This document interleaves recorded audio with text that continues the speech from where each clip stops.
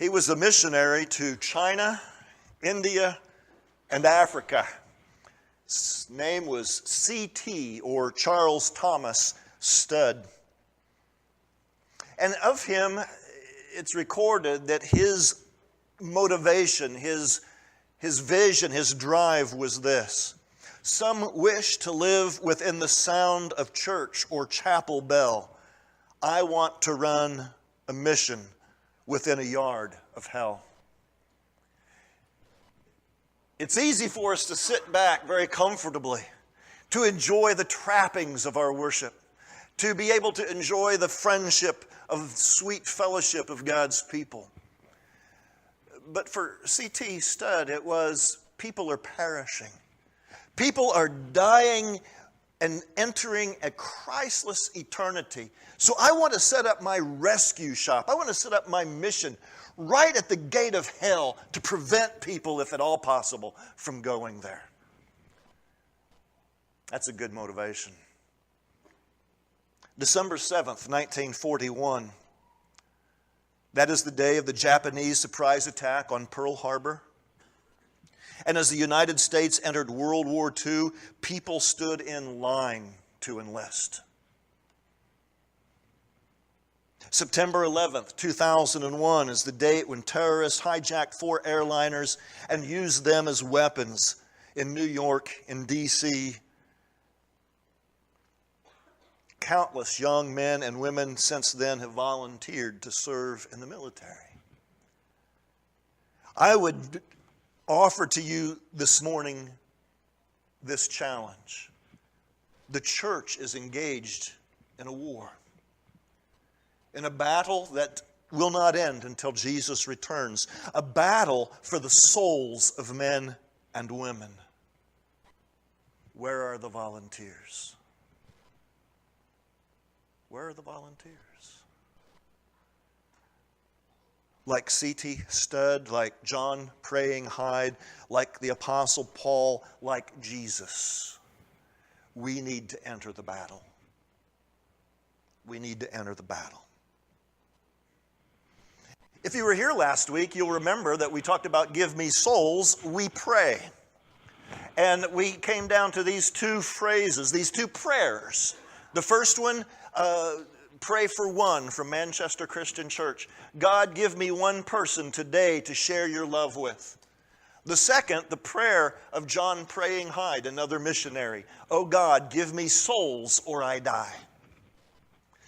I don't want you to raise a hand. Please, no visible outward signs of this. Did you pray either of these this week? Did we take time to be mindful of this call of God to have a heart for the world like His? Or did we leave Sunday morning's worship last week and just went back into our normal routine and forgot? I'm going to remind you every week. Let this simply become as normal a part of our daily living as rising and eating breakfast or getting up and showering and brushing our teeth, as much a part of who we are as breathing. God, give me one person today to share your love with. Today we're going to talk about give me souls we engage. One of the things that we need to do is to step into the community around us. We need to be in the world, though we're not of it. And so it's very important for us to see how Jesus did that, I think, and to imitate Him, to follow His example. I am going to walk through a whole boatload of passages of Scripture. I'm not asking you to try to keep up. If you're a note taker, you can write them down and read them a little bit later, okay? The first thing I want us to see about Jesus is He attended weddings and funerals. Basically, Jesus engaged people in times of celebration and sorrow. First time we see Him perform miracles at a wedding. John chapter 2, the first few verses. On the 3rd day there was a wedding in Cana of Galilee, and the mother of Jesus was there. And both Jesus and His disciples were invited to the wedding. Isn't that interesting? Usually we focus on the miracle of that day. Jesus turned water into wine. Oh boy. But the idea is, first of all, people wanted Jesus at their celebration. Life is good. God has blessed us with one another. Come and be a part of the wedding feast, a part of the banquet. And Jesus is there, and his mother's there, and his disciples are there. And Jesus saw to it in that event that the celebration could continue.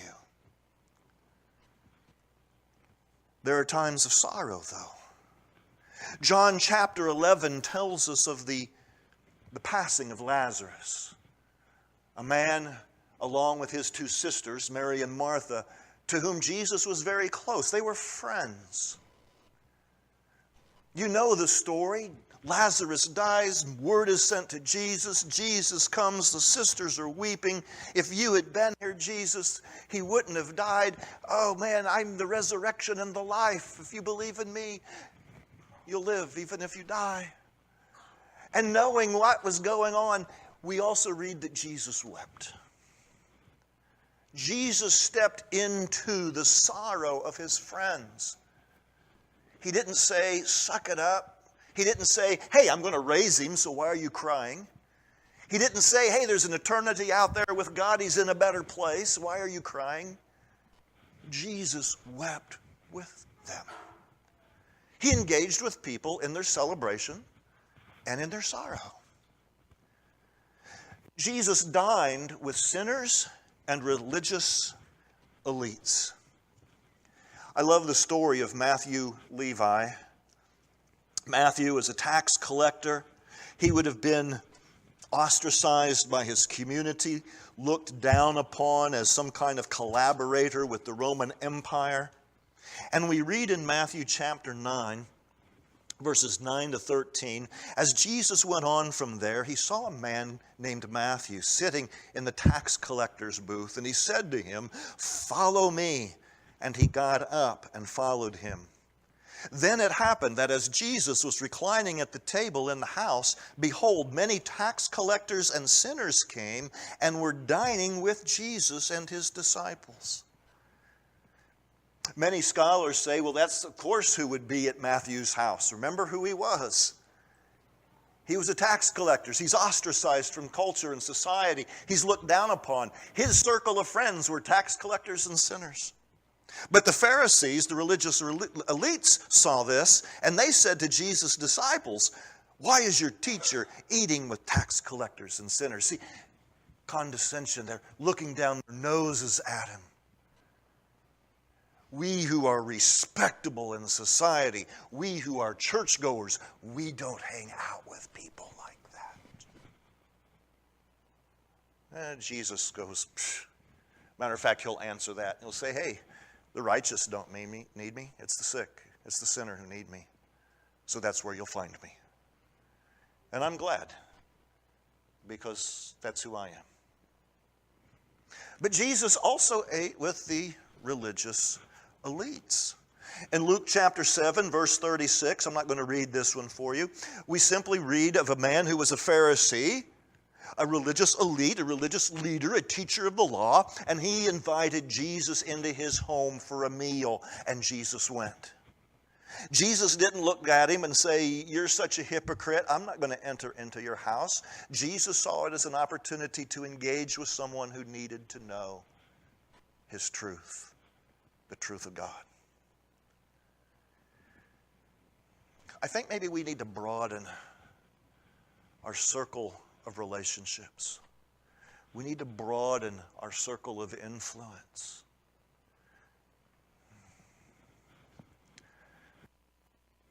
One of the coffee shops that I visit has a young man who thinks he's a woman. He dresses as a woman. He's changed his name to a feminine form of his name. I talk to him once in a while, and he would prefer I call him her, but I'm not going to do that because I think there's something deeper here. I talked to him once in a while, and at Christmas, you could see the affect on his face. He was not happy. And I said, "You doing okay?" He said, no, this is the first Christmas I won't be able to celebrate with my family. I said, oh, did they move? Did you move here? He goes, no, they've excluded me. He was not welcome.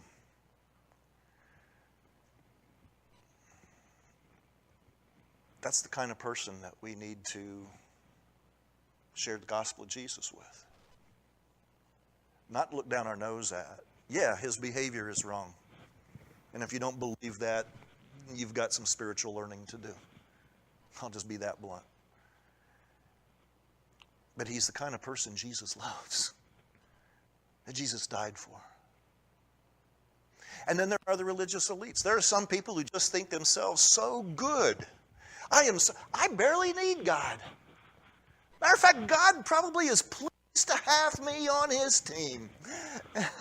Whoa, be careful of the arrogance.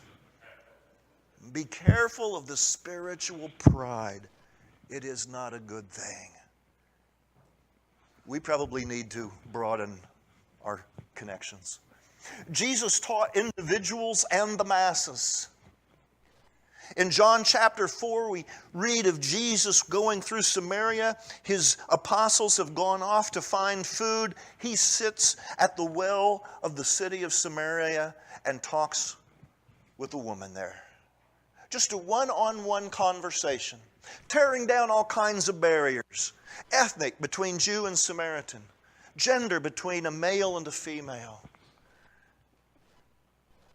And Jesus shared with her to the point where she goes into her community and says, I have met someone who has told me everything about myself. Could he be our Messiah? And people came out to listen to Jesus. But it began because he took the time to meet with one. Just to meet with one. And he taught the masses. In John chapter 6, we read of how Jesus fed 5,000 plus hungry people. Miraculously. And how these people then followed him, seeking more miraculous feeding. Fill our bellies. But Jesus begins to teach them, this great crowd of people, about how, yes, good, I'm glad you have your bellies full, but there is a spiritual hunger that must be met. You need to feed upon me. And the people got confused, and by the end of chapter 6, the vast majority of the people have left. They've abandoned him. But he taught them nonetheless. You may have opportunity to speak to great numbers of people. If you do, may God use you. But for most of us, we're going to be in smaller circles. Maybe a group of folks at work or in the break room around a cup of coffee. Or it might just be one-on-one with a friend who said, could you give me a little bit of time? I'm going through a hard point in my life. I just need someone to talk to. And you get the opportunity to be Jesus in that moment and bring to them the only hope that there is in the midst of hard times. His name is Jesus. I could go on and on with these, but notice that he attended weddings and funerals. He dined with sinners and the religious elites. He taught individuals and the masses, all because of what his heart is like. All because of what his heart is like. When I look at Jesus, there's a few things about him and his character that just jump right out at me. First of all, come on, Zach, keep that ready. Come on, there you go. Jesus, sorry, Zach. Jesus had compassion. Jesus had compassion. Matthew chapter 9:36 tells us that Jesus looked out upon the masses. He looked out upon the crowd, and he had compassion for them because they were like sheep without a shepherd. They were left to the dangers of nature. They were left to the dangers of wild beasts. They were left to the dangers of thieves and robbers. They were left to the dangers that they would bring upon themselves. And Jesus saw that, and his heart was filled with compassion. Do we see the lostness of people and feel it deep in our bones? Do we look at the masses of people in Cedar Rapids and the surrounding communities, and our hearts go out to them with compassion? Do we even see the crowds? Jesus showed mercy.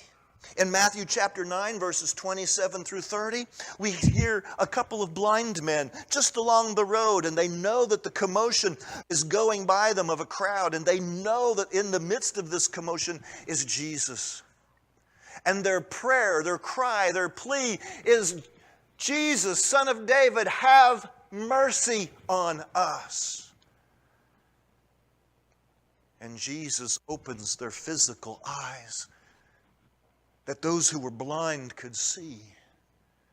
And in the opening of physical eyes, I have no doubt that he opened the eyes of their heart as well, that they could see the things eternal, because he had mercy. Jesus bestowed grace. In John chapter 8 is that very familiar story of the woman caught in adultery, dragged before Jesus, the religious elite saying she ought to be stoned. That's what the law says. Jesus simply says, okay, whoever is without sin, you throw the first stone. And when the people had dispersed, when the crowd had gone home, and there's no one in the city square now but Jesus and this woman, he asked of her, does no one condemn you? And she says, no one. And he says, neither do I condemn you either. Go, sin no more. That's grace. Jesus bestowed grace. And Jesus spoke truth. Jesus spoke truth. He himself is the truth. John chapter 14, I am the way, the truth, and the life. Jesus says you will know the truth, and the truth will set you free. In John chapter 18, while he was on trial before Pilate, Jesus says, those who are on the side of truth, listen to me. And Pilate asked, what is truth? Jesus speaks truth. Because of Jesus' heart, Jesus makes God known. When the apostles in the upper room just said, we want to see the Father, and Jesus has to say, if you have seen me, you have seen the Father. Do you want to know God? Then look at Jesus. He is God with us. Now think about this for a moment. Our world needs compassion. Our world needs mercy. Our world needs grace. Our world needs truth. And you and I, followers of Jesus Christ, are called to be Jesus to the world. As he made the Father known, it is up to us to make the Son known in this world. And we can only do that if we engage people around us. If we cloister within these four walls. If we gather together in our holy huddle. And we just, oh, isn't it nice to be a Christian? Isn't it great that when we die we get to go to heaven? Oh, let's have a potluck. And we forget the people who flood these streets day in and day out. We've missed the point. We must engage the world around us. Now, how are we going to do that? Zach, you're ahead of me. Good man. I put a few things up here. Join, volunteer, and host. Join, volunteer, and host. Join a bowling league. That's up there for you, Skylar and Steve. Join a quilting circle. Sue, Linda, Paulette. Bicycle club. Sue. Book club. That's me. Okay. Something that you enjoy doing. You look up there and you say, I don't bowl. Okay, don't join a bowling league. What do you do? The idea is go out into the community and be a part of something that you actually enjoy doing. I didn't ask Sue if I could do this, but I met Sue as a part of the Hawkeye Bicycle Club. We used to ride bicycles together when I was slimmer. And even when I was slimmer, I couldn't keep up with Sue. She was always way out there. It's interesting to me that because of my time with the Hawkeye Bicycle Club, I performed a wedding for one of the guys, Dan Tucker, and his wife, Valerie. I was asked by a gal to come to the hospital. She was going to have surgery, and she felt a little bit frightened. And she said, would you come and just visit me at the hospital? And I said, sure. Now, she's never attended here, but I had that opportunity to be there and to be Jesus. And Sue and Stan have actually come to worship with us. I wouldn't have had those relationships if I hadn't gone out and engaged in the world, doing something I like to do. All right? Go out and be Jesus with people. Whether you're playing basketball, Trent, don't cuss someone on the court, Trent. Go out there and be Jesus to someone on the court. Okay? Are we good there? Yeah, well, right. You know. Volunteer. Well, there is such a need for volunteers. And usually a preacher stands up and says, we need you to volunteer here. We need someone to be part of the worship team. We need someone to work with our youth. We need someone downstairs with our e-club. We need someone to clean the building. We need someone to shovel the snow. We need some... Look at that. That's all outside of here. Volunteer at Bridgehaven. Mary does. And connect with young women who are struggling to do life with a little child, more than likely as a single mother, but valuing the life of their child. Volunteer at a local hospital. You don't have to wait till you're 70 to be one of those volunteers. Go and volunteer and find a way then that you can help to bring hope and peace and joy in Christ to people who are sick in a difficult moment. How about your child's school? Is there still PTA and that kind of stuff? You know, volunteer with your children's school and try to be Jesus in that environment, which might be a hard thing to do. Or become a coach for your kids' ball team and try to be Jesus in those moments.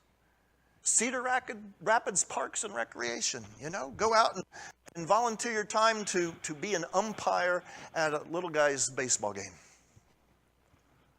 And have all the parents yelling at you. Dennis and I talked about that the other day. You know, go out there and put the chalk down to stripe the foul lines for kids who are playing baseball in the summer.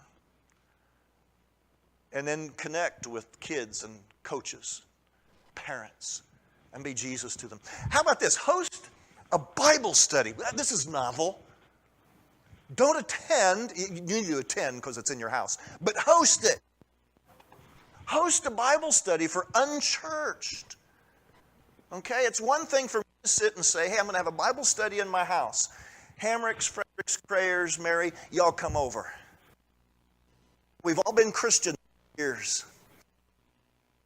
There is place for that. Our life groups.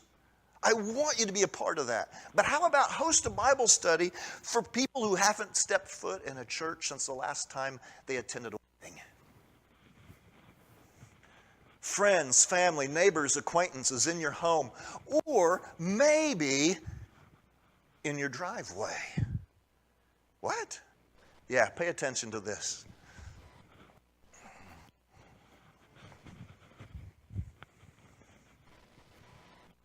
Maybe. There we go.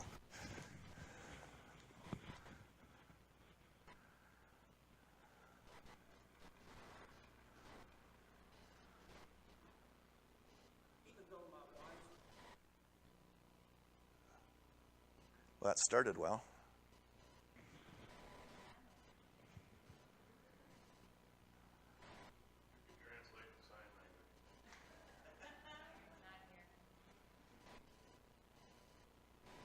How do we lose the volume?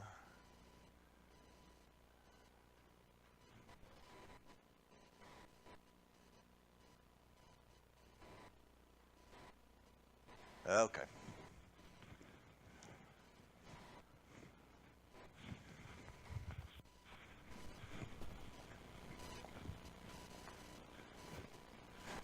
Just shut him off there, Zach. Just shut him off. This is 6 minutes long, and I don't want us to sit here for 6 minutes trying to figure out what wire came undone. The story that's told here by Mr. Jenks, he's a minister in Fort Worth, Texas. And he and his wife would sit out in the yard on a cool summer evening and drink a Coke or a sweet tea. And some of the neighbors began to just congregate with him. You know how neighbors do. And they would just sit and they would talk. And he tells in his story how his neighbors were, some of them were fairly heavy drinkers. So, you know, he's got a Coke and they would come over with their 6-pack apiece. And they were kind of coarse talkers. And his wife and he didn't say, you can't come over here if you're going to have your beer, and you can't come over here if you're going to cuss. And they just started talking, and part of the conversation would turn, of course, to, hey, he's a minister. What do you do at church, and what's your church like and stuff? And, you know, the responses would be, I'm not going to church. You ain't going to get me in that baptistry of yours. As time went on,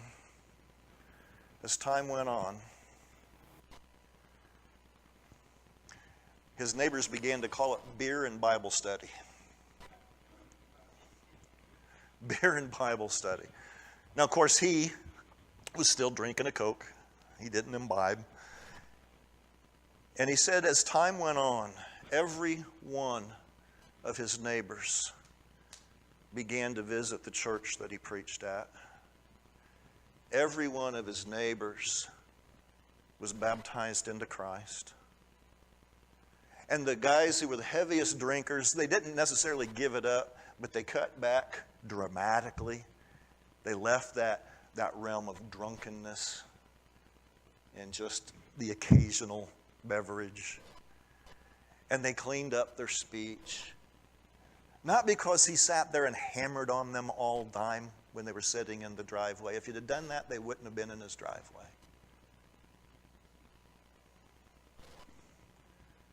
It was just he and his wife saying, come over and sit with us. Let's be neighbors. Let's be friends. Let's talk about life. What's going on at your job and what's going on at mine. And what it means to be men and women of faith and why that might interest you. And it did. It interested them. And they came to it. I think that's pretty cool. Might see if we can get that somehow to work and show it to you at another time. But it's an interesting story. It's an interesting story. So if we can just go to the very last slide. It's the picture that I started with. Give me souls, we engage. This is a coffee shop picture. You know, we live in the day of the coffee shop. I grew up in a town of 800. Most people were either farmers or retirees.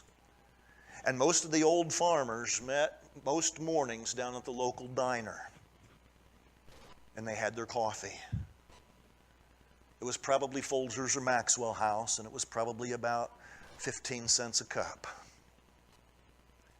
Now we go to Starbucks and Java Creek and Scooters and places, and we pay $3, $4, $5 a cup with no refills. But people still sit around and talk in the coffee shop. I just use the picture to try to encourage you to engage. Engage. Because we can pray for God to give us one person with whom we can share his love today. But if we refuse to engage the people that surround us, we will miss the opportunity that he gives us. What we need to do is to be just like Jesus. We need to have hearts of compassion, hands full of mercy, grace abundant, and truth to share. We need to attend weddings and funerals and dine with sinners and religious elites and teach individuals in the masses. We need to be Jesus, for he who came to make the Father known has asked us to make him known to the world. We pray. We engage. Next week, we attract. I hope that you'll be here to hear that one as well. I'm going to ask our musicians if they'll come up, lead us in a song. Another song giving us opportunity to say, yes, Jesus, that's what I'll be and that's what I'll do.